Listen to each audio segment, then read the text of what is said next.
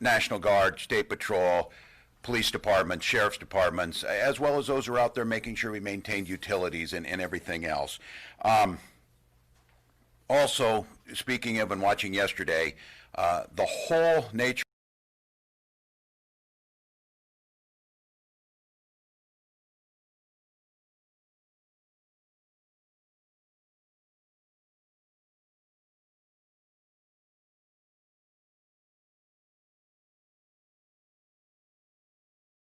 and as we've seen over the last 24 hours, internationally. A society that does not put equity and inclusion at the center of it is certainly going to eventually come to the places where we're at.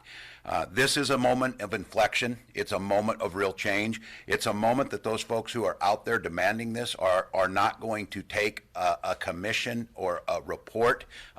They're going to want fundamental change. And that is what I think that's one of the exciting things in the midst of all this. You can feel a sense of optimism coming back.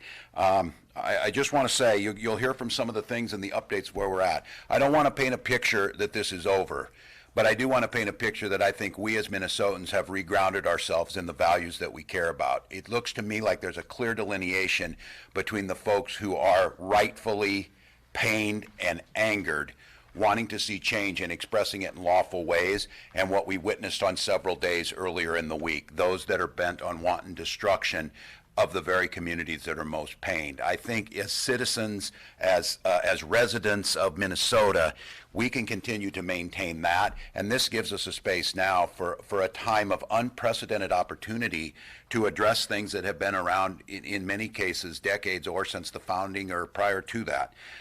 So in moving forward and in that light, I want to talk a little bit about the posture we're in terms of law enforcement on the streets.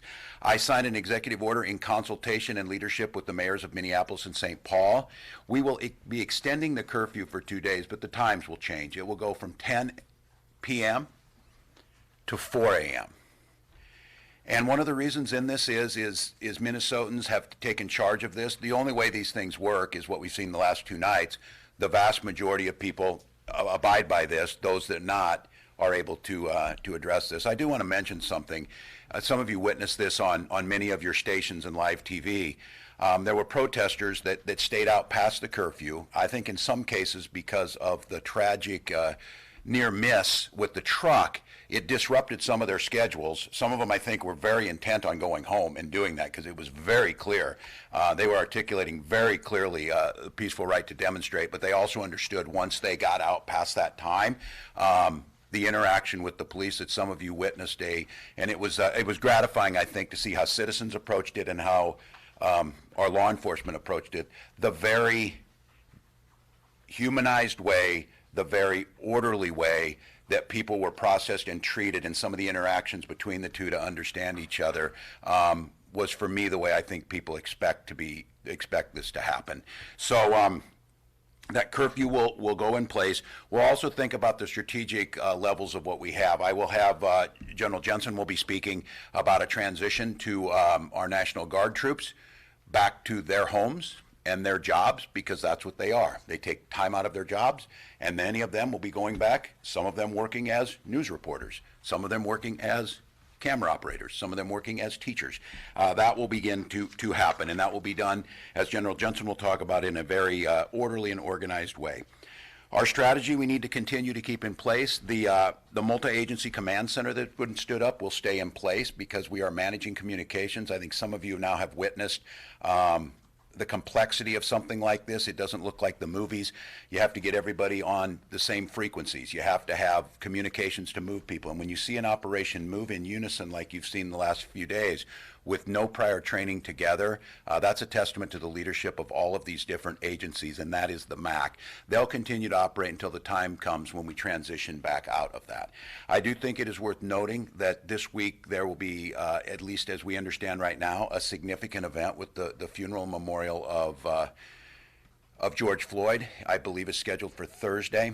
It will be an important event, both for the city of Minneapolis, for Minnesota, and for the nation, to watch that process of celebrating a life that was taken in front of us, an opportunity for leadership. And when I say leadership, what we're seeing now is where there are voids of leadership at certain levels, you're certainly seeing leaders in communities that have always been there put their voices forward. So that will be in conjunction of making sure, as we said yesterday, the idea of protecting peaceful protesters. And that brings me to yesterday, and you'll hear a little more detail on this, the incident with the truck that I think will live for many of us forever. I was watching that on the MnDOT cameras in the State Emergency Operations Center in live time when it happened, and I was breathless as I watched it because I thought I was going to witness dozens or hundreds killed in the immediate crash, and then my fear was the intentional thought of detonating that truck. As it turned out, and I don't want to speak ahead of this, but the preliminary with the interviews of the driver was frustrated. They'll talk about how you close in sections, and he got ahead of that and why they were exiting people, and I'll let them talk about the details of that. But from the driver's perspective, he went around it, saw the crowd, went around the other cars. He did brake, is what you see. But I think the amazing thing in this story was, first of all, that no one was hurt. The crowd then responding, in many cases, just, I'm sure, adrenaline and fear and everything else was happening. But the driver noted afterwards, after he was told it didn't kill anybody, he noted that the crowd, the vast majority, were protecting him. The protesters were protecting the driver, who they had just seen appear to run into the crowd, because they realized how dangerous the situation was. And for those of you who are old enough to remember that horrific scene on that Los Angeles road during the Rodney King events where the driver was pulled from the vehicle and severely injured, peaceful protesters in Minneapolis and St. Paul protected this person even after what we saw appeared at the time to be an attempt to kill them. I think that speaks volumes again, and I'm grateful to be able to tell that, because I still am in shock of what I thought we might have to be talking about. I will note that event did have some disruptive impact on movement of folks last night, but it still worked out. I think, again, an amazing thing of no deaths, no injuries, and last night, report of one fire that is still under investigation, so can't be confirmed it was by this, and it was immediately extinguished. So we've got an opportunity here. We've changed the direction of where this has gone. We've opened up incredibly important conversations. Yesterday we saw Attorney General Ellison assume the lead in the case to start with. Many more things that need to be done at this point in time, but Minnesota, this is our chance. And I would say this, with that curfew, it's June 1st. We're still in the middle of a pandemic. We are working simultaneously with this. I'll give you a little bit of an update at the end where we will talk about number of tests we're doing are still very up. We tested 22 long-term care facilities. We are planning for massive mobile testing in the cities for folks. I would tell those of you who are out there peacefully protesting, again, if you're starting to get symptoms of COVID-19, please isolate. We will have to do some contact tracing, which I have not wrapped my mind around what that would look like in this size. But we want to massively test you. We want to get you in and get the help. We want to get a handle on that. But June 1st, we're having restaurants open up outside. It's going to be 85 degrees this afternoon. We've got restaurants across the state that are ready to do that. This is a time for community to gather outside in the early evening, experience what Minnesota has to offer, and let's have some of that happen. Let's get some of those things back going again. And with that, I'd like to turn it over to Commissioner Harrington, Department of Public Safety. Thank you, Governor. John Harrington, the Department of Public Safety. We watched yesterday afternoon, as many of you did, two really startling events. We watched about 3 o'clock in the afternoon as between 5,000 and 7,000 people came to demonstrate at U.S. Bank. We saw moms with their kids. We saw elders from the community. We saw young people all coming together in what was a very large and a very peaceful demonstration at U.S. Bank Stadium. We also saw that group move onto the freeway, and then we saw what can only be described as that moment, well, I can't use that term in front of polite company, but when you saw the truck going into that crowd and you just winced because what you imagined you were going to see was bodies under the tires of that truck. And when you didn't see the bodies under the tires of the truck, it was, frankly, possibly a miracle.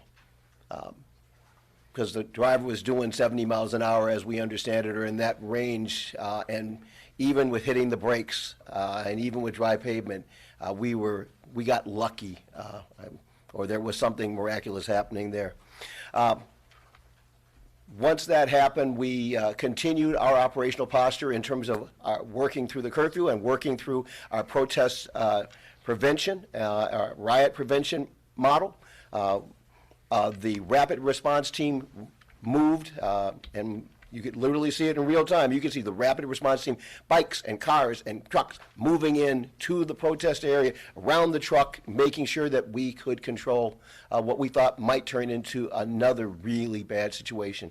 And the peace officers that responded to that responded with restraint, and they responded with care, and they were able to contain this situation in such a way that we really did feel like we had some control over it. It took hours to continue to move that along, and at the end of the night, we really did feel like the interaction was right at the right tone. We were having moms with their kids leave because they really that was early on in this. It were not curfew. It was there was an opportunity for us to sort this out.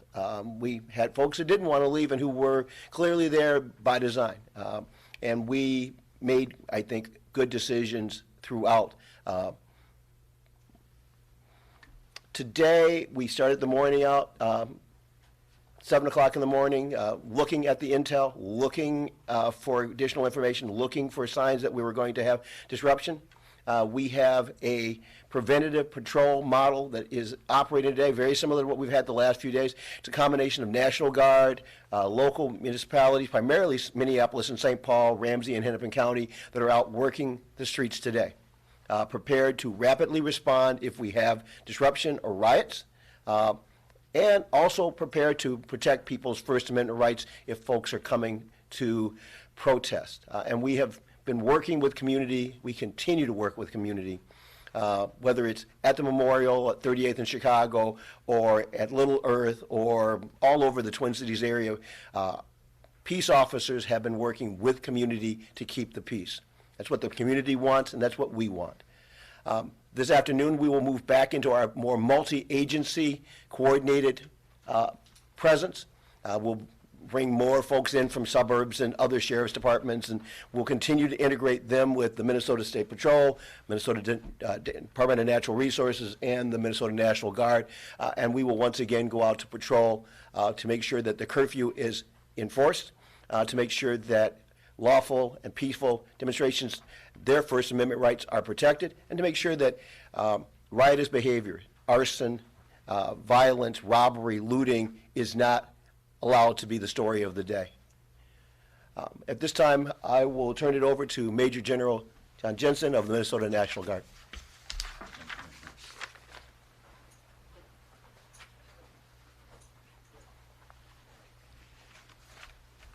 Good morning, everyone. Major General John Jensen. I'm the Adjutant General of the Minnesota National Guard.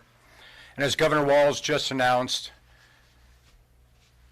this morning we received guidance from the governor as it relates to the demobilization of the Minnesota National Guard and the return of part of the Minnesota National Guard back to their hometown and back to their armories. This is not an order to return the entire organization back home. Any redeployment is coordinated with the MAC and approved by the governor. Our plan will remain flexible and have a scalable tempo that we can accelerate as the security situation improves, delay, or even stop if the security situation worsens.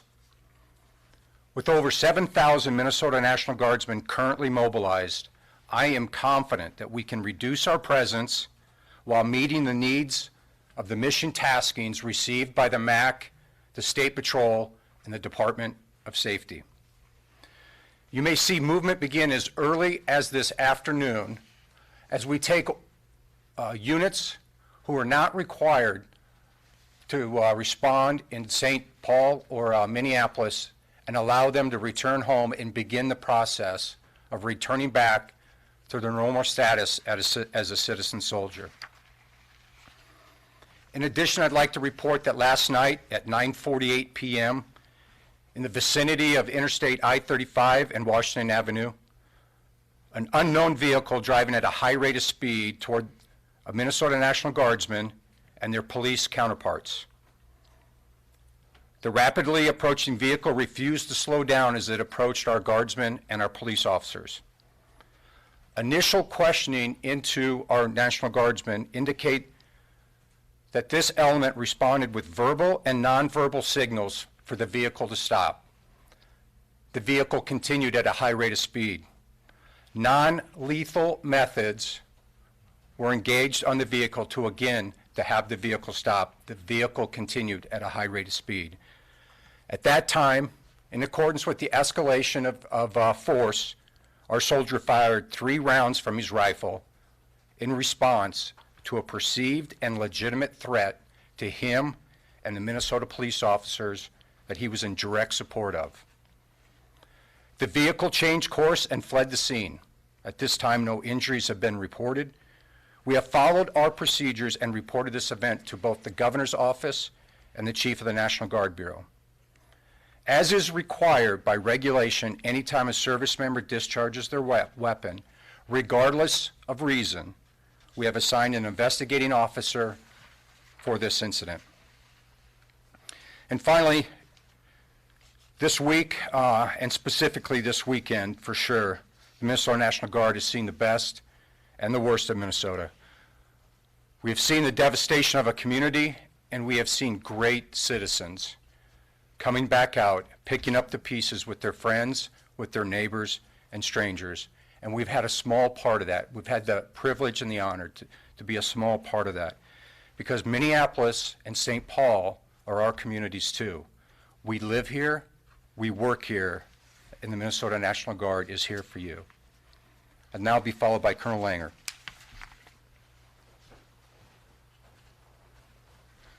Thanks, General. My name is Matt Langer, and I have the honor and privilege of serving as Chief of the Minnesota State Patrol. I'll be brief. Last night was kind of the textbook civil disobedience issue that we are training to deal with on a regular basis, and I think people saw a very different strategy. Frankly, a strategy that law enforcement likes much better than using chemical munitions and some of the actions that we saw last week that were absolutely necessary, but not our first choice. So last night, I think people saw a much slower development of a crowd control strategy and a tactic with dispersal warnings and then an encirclement strategy that works in a very careful, methodical, safe, and easier way to take people into custody, most of which tend to want to be taken into custody for their actions for various reasons. I echo the sentiment, and I was proud to see the law enforcement officers, whether it was the troopers, the DNR conservation officers, the sheriff's deputies, and the police officers. This is a multi-hour interaction, and I think what you'll see if you watch the news and see various reports, it warmed my heart to see all of those peace officers interacting with all of those protesters under arrest, communicating, talking, laughing, and being human together. That is exactly what I like to see and what we like to see and what makes us proud. Enough was said about the semi on the 35W bridge. I had the same visceral reaction as a traffic safety professional about what that could have been versus what it was. And one of the things we've said all along is that the freeway is just a very dangerous place to be when you're protesting. And so there's many places to exercise your First Amendment right. We continue to facilitate that along with other law enforcement agencies. The freeway is just not the place to do it.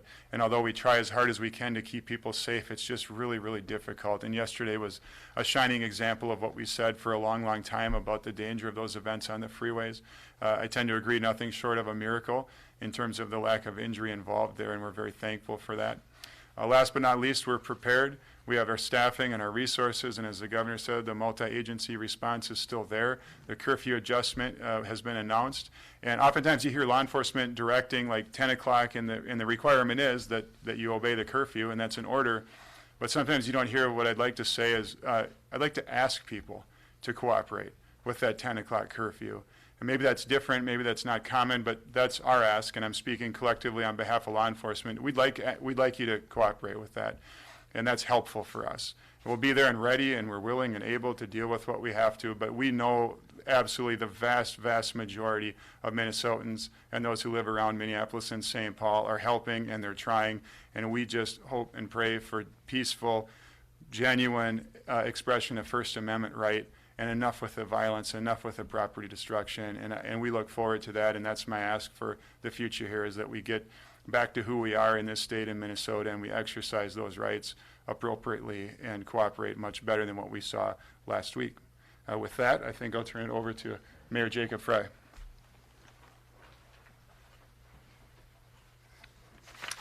Thank you.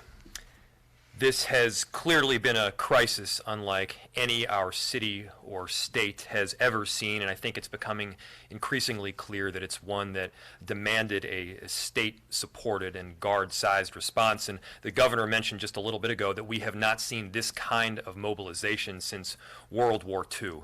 And I really do want to thank the governor for the support that we've gotten over the last several days. It has been absolutely essential for the safety and the welfare of the people in Minneapolis. I'm not going to get too much into the tanker truck, as people who have previously spoke already have laid out the facts, but I do want to say that this just terrifying instance also shows a whole lot of bravery. Bravery by the protesters that were willing to look out for those around them. Bravery by the peaceful protesters that were willing to help the individual driving the truck. Our police officers made very quick and clear action to remove protesters from the bridge, because we did not know what was on that tanker. We did not know if it was explosives. We did not know the intent of the individual driving, and by their willingness to clear people from the bridge, we could very quickly get first responders to the action. There was also an early morning fire, suspected arson, over in North Minneapolis, and it's a reminder that we certainly still have a very long way to go. And although North Minneapolis has not been the center of a whole lot of mobilization, some beautiful things are happening there as communities are rallying around one another. They're making sure to provide free food, looking out for your neighbor, and any time a single instance happens over there, I get 35 text messages and calls, and I think what that says to me is that North Minneapolis is strong and they are well cared for. But we also can't lose sight of the fact that throughout the day, yesterday and today, we've seen peaceful protests all around the city. I had the opportunity to visit Lake and Bloomington, as well as the memorial for George Floyd on 38th in Chicago, and it did provide a sense of therapeutic measure for me to see people in community loving one another, looking out for their neighbor, celebrating peace and celebrating a beautiful life that was George Floyd, was heartwarming even in the most difficult of circumstances. It was heavy. People are obviously sad and angry, but their commitment to seeing change going forward is inspirational. These cannot be half measures. There can be no tokenization.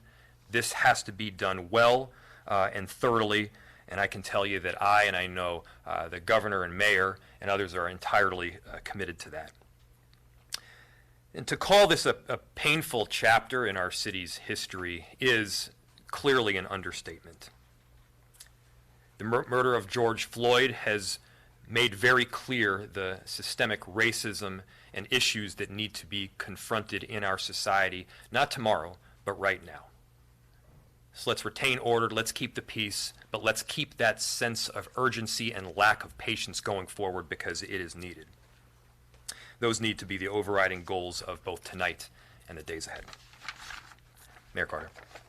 Thank you. Many of you know that I have almost 3-month-old at home. Her name is Amila, and she was born on March 3rd. COVID-19 crisis already canceled my parenting leave.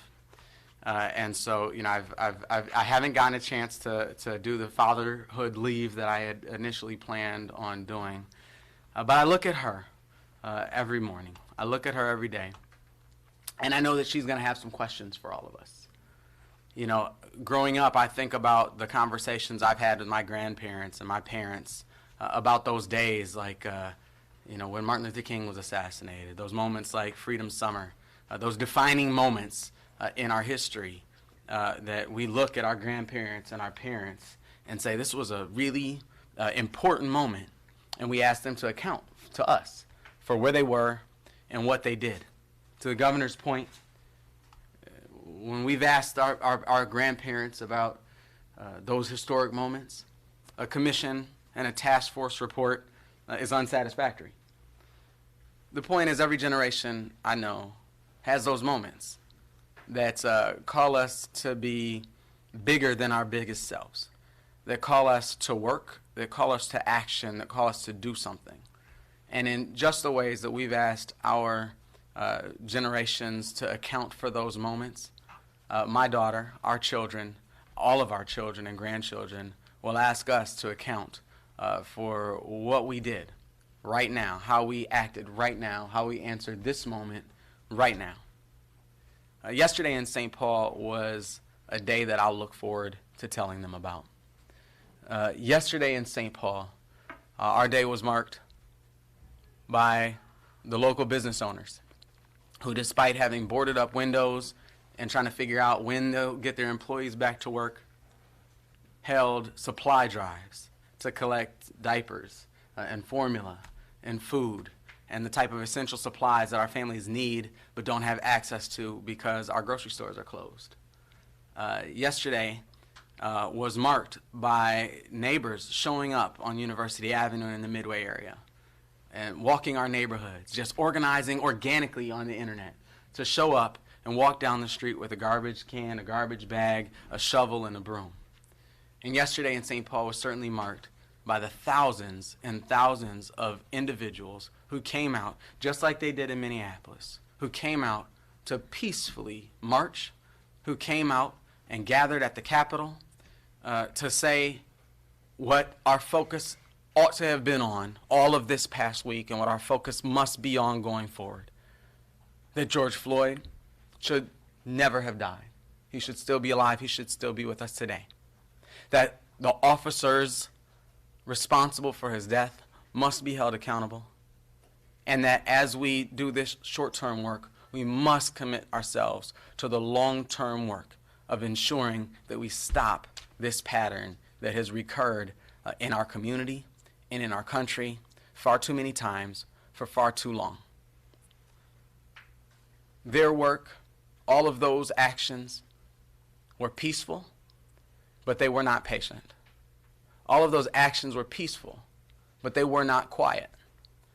And as we think about how we respond to this moment, as we think about what we'll tell our children and grandchildren about how we used this moment, how this moment was different than all of those other moments we've seen over the last 10 years, I'm confident that it'll be because we can say that we restored our peace, but that we never restored our quiet, that we never restored our patience, that we didn't satisfy ourselves or settle for waiting patiently for someone else to do this, but that we redoubled our commitment to humanity, we doubled our commitment to life and our value for the lives of all of our community, and particularly for those black and brown young men who we have too often seen lose their lives at the hands of law enforcement.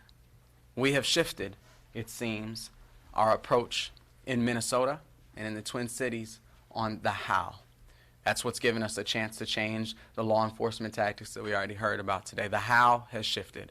Our community has said loud and clear that they're ready to work with us to dismantle all of those systems that cause these incidents to keep recurring and dismantle all of those systems that make it so difficult to hold someone accountable when they do. It's up to us. I'm looking forward to being able to share with my daughters, with our children, with our grandchildren, that in this moment we met it with peace, but never again quiet. Thank you. Thank you, Mayor. Thank you, sir. Minnesotans, be absolutely clear, the mayor's right. We will be defined by how we respond to what happened to George Floyd last Monday night. And that work is beginning. It is going to be a long road, but it is one that it's our work. It's the work ahead of us, and we have to get after it. With that, questions. Tom? Governor, after hearing still unclear about the truck driver. What do we know about the truck driver? Was this accidental and not intentional? Can you give us more detail about where that investigation stands? Sure. John Harrington. So we have gone back, we've been working with MnDOT, with Margaret Keller Anderson, the commissioner there, State Patrol and the BCA are all working together on this investigation. What we know thus far is that MnDOT and the MAC and the State Patrol had planned to close the freeway at about 8 o'clock in keeping with the curfew, which was what we were originally set up to do. So we've been working to plan for that closure, and that takes a bit of time to get that done.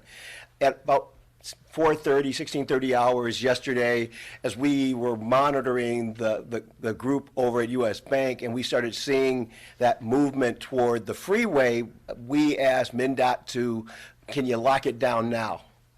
And MnDOT said, as quick as we can, we will. And they started the process of shutting down entrance ramps and things along that lines. From the traffic cams, we know that the driver of the tanker truck was on the freeway already. He was on 94 already, and he turned onto 35 before we got barricades or trucks there to block off his access to 35. We know that this was his second run of the day. He was running empty. There was no fuel in that tanker truck, and this was his second run back. That this is a route he had taken, and he was, from what we understand, he was speeding. So we do have some information that he was speeding. We do have some information that he saw the crowd, and initially, what it looks like, he panicked, and he just kept barreling forward, and then he saw what he describes, and this is what I'm hearing, a young woman on a bike fall down in front of him, and he slammed on the brakes. And he slid for a certain period of time until the vehicle stopped. From what we can tell from our interviews, we have not had any information, and it's still an open investigation. We don't have any information that makes this seem like this was an intentional act. It wasn't that he went around the barricades to get to the protest. It's not that from where he started, he knew the protest was going on, but it doesn't appear that he was driving to try and intersect the protest at this point. So we have interviewed him. We are continuing the investigation. And that will be that process will move on at this point. And Governor, I have a follow-up for you. I don't know if you're aware of this, but House Majority Leader Ryan Winkler has since deleted this tweet, but in the immediate aftermath of that truck incident, he wrote on Twitter, "Protesters I know are saying truck driver drove into a crowd and intentionally ran into them.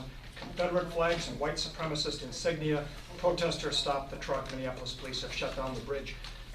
We know now that none of that is true. Should one of the top political leaders in Minnesota be tweeting something like that in an already tense and chaotic situation? Yeah, certainly not. I think it's an example again. I don't think we should do civic leadership via Twitter. I think we've seen these situations happen. It's chaotic for people. There's a lot of emotions. I think that's why it's really important. And I will just say it. We have a void of really positive, cohesive messaging, and we've seen this with COVID and some of the other things, and I think it's creating this. So I would encourage everyone out there, no, it's not helpful.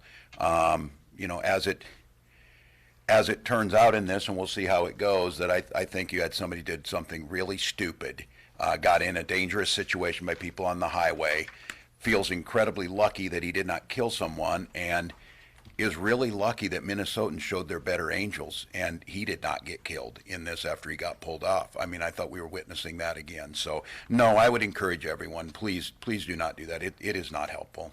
And I think apology. Yes, go ahead, Isma. About the National Guard pulling back. Sure. First of all, or General, it feels kind of soon for, I think, a lot of people, the way they may read it. And how many National Guardsmen, I heard a figure of 4,000 or 5,000? This is, yeah, no, Esme, right. And this is where communication and messaging matters. There's a lot of folks that anticipate and know, and I watch You've Got to Fill the Airspace, are kind of commentating and quarterbacking as this goes, and they don't understand exactly. I saw one yesterday, we had troops down at the Armory, and they were warming their engines, a very common thing, and troops are ready to go, and they were just laying on the floor, they got ready to go. That became a political issue that we were not funding the National Guard and they needed cots. That's stupid if people were around this. So I would tell you on this is, please know, the professionals who know this is not a switch, and there is no way we will put ourselves in this. When you deploy a unit of National Guard, and I'll let General Jensen talk about this, there are all kinds of structures of support, all kinds of folks who are on the front end, all kinds of ways that you can maintain an operation without some of those support elements that aren't directly out there. So I think what the General Jensen's going to tell you, the forces that you've seen and able to respond will not change. Some of those other things, you're not seeing most of what's happening behind the scenes. That's what's going on. So General, I will let go. I did that for 24 years of experience. You did that well, You've sir. got more. I don't like the term pulling back. Yeah. What happened here early on, admittedly, we made mistakes as it related to troops on the ground and even tactics. So we had to get ahead of the curve. And so Governor Walz said full mobilization of the Guard in order to get ahead of that violence curve. And so we brought in over 7,000 Guardsmen to meet this. And the governor's absolutely right. Some of these are administrative logistics, food preparers, truck drivers. They were not on the ground inside of St. Paul and inside of Minneapolis. They were supporting those troops, as well as we were preparing to possibly have to go to other places in Minnesota. At this time, remember, the curve of the violence was going up, and we didn't know how far that was going to go up. What we're seeing now is a much more stable position. So the Minnesota National Guard in law enforcement operations is always the last agency in. Right? We are not primarily a law enforcement agency. We support our law enforcement brothers and sisters. We are never the lead agency. So if we're the last agency in, we should be the first agency out, and that's exactly what the governor's authorized. So what we'll see is a very small movement of those units that have been supporting the tactical units on the ground in Minneapolis and St. Paul.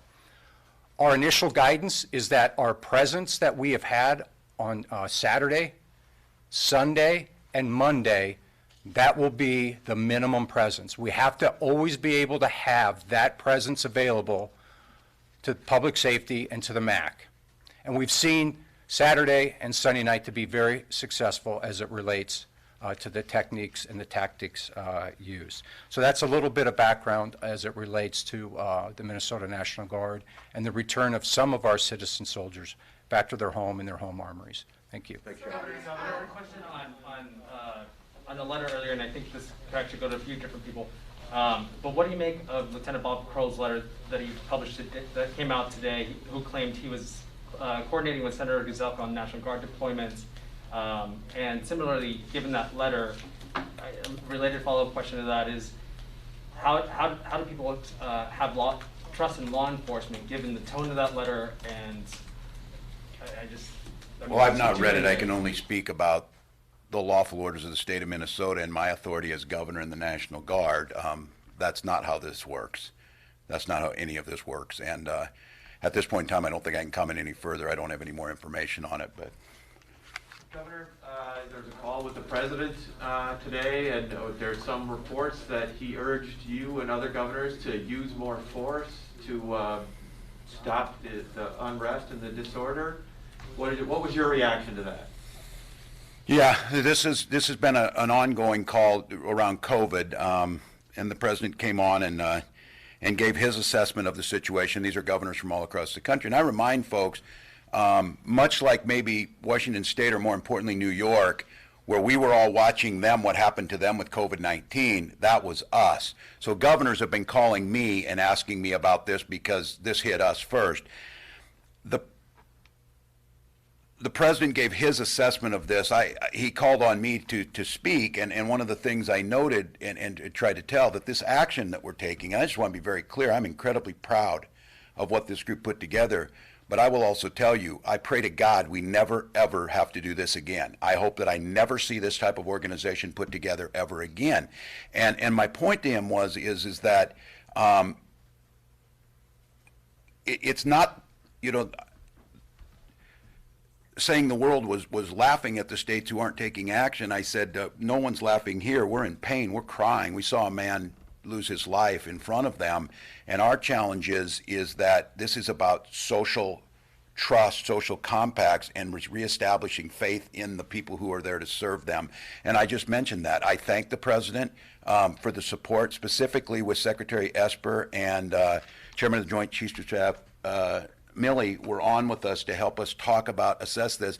And I also shared with the president that a posture of a force on the ground is both unsustainable militarily, it's also unsustainable socially, because it's the antithesis of how we live. It's the antithesis of civilian control. So I expressed that on the call. What was he urging governors to crack down on these demonstrations and these? I don't know the exact words. I think there is they're certainly making a point, and I think how you articulate that is very, very important. We've talked about using this police presence and public safety presence to separate the legitimate and visceral pain and problems that we need from the people who are causing problems. And I think without the nuance in that, and I would just say that the nuance to this message is everything, I tried to explain that to them. And I used the experience that I had. I think it's really important. And I've been on the phone every minute of every day, especially with local elected officials, mayors and things like that, calling me. If they don't know and they didn't grow up in this, seeing someone in a military uniform on the streets of America, if it's not in a flood or something, is terrifying, and it should be in a democracy, in a republic.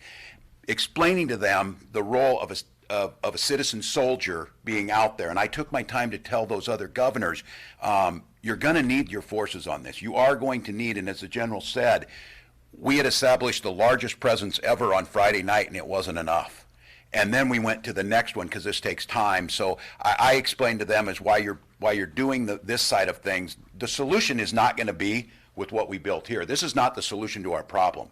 This is the solution to the short-term violence pause, and then what we do from there. So that's what I explained, and I think that was maybe more nuanced than the message that was coming. Did he call you and the other governors weak? That's the headline that's come out of this, is the quote weak. And that he wanted you to dominate. I think that's correct. I don't have the tape in front of me, but I think those were the words. I would not quote that on there, and I did. I got engaged in this conversation, as I said, because again, there has been helpful conversations with strategic, and when you think of somebody like the chairman of the Joint Chiefs of Staff and the Department of Defense, they work on America's soft power. Those two people, the last thing they want to do is put a weapon in someone's hand. They would rather diffuse this through diplomacy. They'd rather diffuse it through economics. They'd rather diffuse it in other ways. And those were the conversations. So when you hear me saying I was talking to the Secretary of Defense with General Jensen and the Chairman of the Joint Chiefs of Staff, they were talking about the fundamental problems of systemic racism in some of our institutions. So it was a hard conversation today, and I want to tell you this. It's much like I think us looking at New York City and COVID. The rest of the country looked at us, and they just got so spooked. They're wondering, like they're calling me, what do we do? What should I do? And I'm telling them some of the lessons we've already learned, but nobody's experienced this before. And this is where I wish again, and it's just my hope, going back to what Tom asked about the tweets, we need to be really careful here, and we're in this together. And I'll be the first one that we've seen it here. This type of joint operation is very stressful for all of us. They are elected officials in their cities and have ideas. And for me and my responsibility in trying to understand where that laps. So. Governor, you had talked about outside agitating groups possibly coming in and causing some of the more destructive stuff going on this week. I think in the absence of more information, at least people in my neighborhood group have their own theories about people driving around trying to intimidate people. I think people are looking for more information just about what's going on. Yeah. There's cars without license plates. There's been this talk about flammable things being put around. Yeah. I think people are just looking for We can maybe get some information. Yeah, and I think this one, and there's lessons learned in this. I have talked about this a week. I think this is a very legitimate question. I think we've got a lot of work to do. I mean, this is going to be a focal point for years, decades of how we look at different things in operations. I think it's fair to say, certainly, the way, when I speak about it, it's speaking for a larger group. I got out over my skis a little bit on this, and as I said, I think it was probably hard for me to fathom that this was coming internally. You cannot have that blind spot. You cannot have that blind spot if that is amongst us and it's here. This is why that sense of vigilance about what led to it, who did some of these things. So I do think there's a lot more investigating to be done on this. I think the data of arrests is one thing, but I think that data set has to be much broader. I think seeing some of the Facebook posts and some of that social media things that are happening, we need to get a better understanding of this, of how deep this is. And I say that not to a conspiracy theory or it's something really big. We need to actually know who it was and who it is. And I don't know, John, if you've got some specifics, but what I would add to the governor's comments is a couple things, and the social media piece is certainly part of that. We get all kinds of tips and information and posts that say this is happening over here. This is happening over here. And then what we've discovered is when we actually send officers or investigators to check that out, it's not happening over there, and there's no sign that was happening. But for a period of time, when we first get those posts and we see those posts, we act on them as if they're real things that are really happening. And so that has a life of its own, that, well, the cops were sent to North Minneapolis to check out reports of this. Well, they were sent to North Minneapolis, but nobody was there. And there wasn't any posters, and there wasn't a group of people. I was hearing crazy stuff about, the Klan marching down the street, and we've got traffic cams. None of that happened. So at some point, we struggle with what is said and what is actually happening, and then somewhere in between that, you're getting the same social media, you're getting all that, and some of it looks like it is deliberately being planted as disinformation, and that is something. But I don't know how much of the stuff that's on social media are you supposed to believe anyway. I guess is a question for my folks. We tend to deal in evidence. So we're going backwards from there to try and get a sense of what is actual evidence. So stories about, well, we've seen this. I go back to the chiefs and the sheriffs. I go back to the BCA and go, how many cars got towed in that didn't have license plates? I want to know that, okay? Because that will tell me whether or not this is actually a thing or if it's just a new creation of the social media world. When I hear there are people that are hiding flammables, I want to know, where are the pictures, where are the bottles, where's the evidence? Because if you sent me to a place where there's a bunch of flammables and bottles, I, as a cop, pick them up and I turn them in as evidence. So I should be able to validate those stories, and I think as we do that, we will have better information for you that confirms or denies the social media posts that we've been working through. Do you still believe that the unmarked cars and the flammables is some aspect of this? People are seeing a lot of or unlicensed plated cars. I have at least 2 confirmed reports from local law enforcement of cars, no license plates. So I have those 2 clear episodes. Hennepin County and Bloomington both have given me actual reports that I could get my hands on that make some sense about that. Some of the others I'm still working through, trying to get reports and get factual data to back it up. Commissioner, one thing you do have factual data on now is with the number of arrests made, are you still finding that the majority of the people you're arresting and putting in jail for curfew or whatever are from Minnesota, with a minority of them being from elsewhere? That would be accurate, yes. And I have a follow-up for the governor and the Sure. mayors. Today is June 1st, and a lot of hair salons and bars allowed to open across the state. Many, though, in Minneapolis and St. Paul are either finding it impossible to open because of what's going on, or they don't feel it's right to open. Yeah. What can you tell them? What kind of help Yes. might be on the way for them that are now being doubled down on? Yeah, that's the thing. And I think the conversation, I heard somebody talk about this, the conversation around the unfinished work of the legislature that'll convene more than likely here by June 12th, that's going to be critically important to talk about that type of thing. I think the one thing is with business owners that now have this ability, as it's been throughout the whole COVID-19, it doesn't mean you have to open. It means you adjust. And what we knew all along is, I think, again, I'm not going to encourage someone to go into an unsafe situation, but we're going to try and provide, as law enforcement always does, a safe civic environment that if it makes sense for you to open your restaurant or have your salon, we want that happening. But I would say need to be thoughtful. I think it's probably, again, I will let the mayors say this, watching locally what the situation with Minneapolis and St. Paul, because I think what you'd see is in greater Minnesota, I'm guessing most of them will open and try and do what they need to do. So Mayor, if you want to comment on. We knew starting with COVID-19 that we were going to need to help businesses recover in some form from a fiscal standpoint after the economy began to reopen. Now, in addition to providing help from a fiscal standpoint, we've got entire corridors in Minneapolis where buildings have been destroyed. We need to have help to replace those buildings, to get people back on track, and I know the governor and mayor are committed to helping to provide that necessary support. I mean, it's important to remember that these are communities that have in some parts been burned, both fiscally as well as the buildings themselves. These are barbershops, these are grocery stores, these are mom and pop shops that are going to need substantial assistance as we get back, and I can say that, we are committed to it. Last question. Can I just ask about the National Guard again? Because I'm unclear if just the support people are being pulled, or will there be National Guard troops on the ground in the Twin Cities tonight? And if you can tell me how many? Yes. And be specific, because the National Guard's got a lot of attention, and I think a lot of people are very grateful for them. No, thank you very much to allow me to be very specific about this. On Saturday and Sunday, I would say the assessment of the tactics employed by the MAC, by the State Patrol, by the two police departments were very effective. We were part of that. We were a small part of that. We were part of that team. Okay?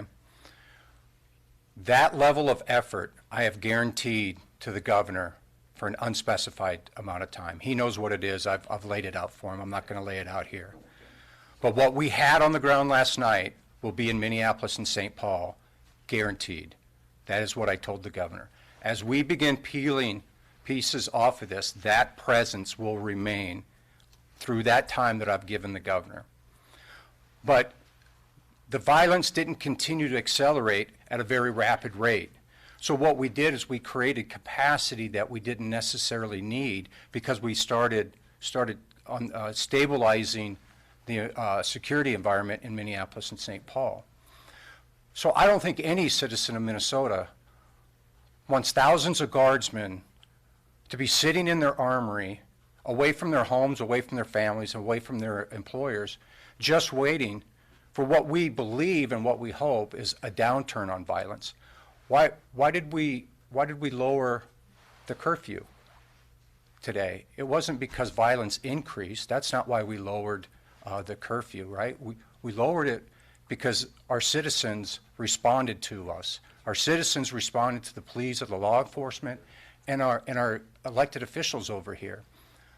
I think it would be wasteful if we just left these men and women sitting somewhere hoping that it gets worse so we can use them. That's not fair to them. It's not prudent, and it's not the advice I gave to the governor, and he agreed to that. So thank you. And I would just, thank you, General, and I would just say, we are not going to live in fear. We're going to live with the future being possibilities. We don't fear the future. We create it here. We know we've got work to do. We will not leave citizens unprotected. Now this is where we gather back out. This is where folks make some choices. I will say this, I think we need to watch very carefully around the COVID-19 issue, but I think we need to make movements. We're seeing some good flat numbers. I know Malcolm will talk about that, but this is our opportunity. So we got work to do. We'll come back, keep updates today, and grateful. Thank you. What about is there going to be a curfew tonight? What about Metro Transit and the interstates? That information will come out sooner, as well as the freeway situation. So they're clarifying now. Thank you all. Thanks.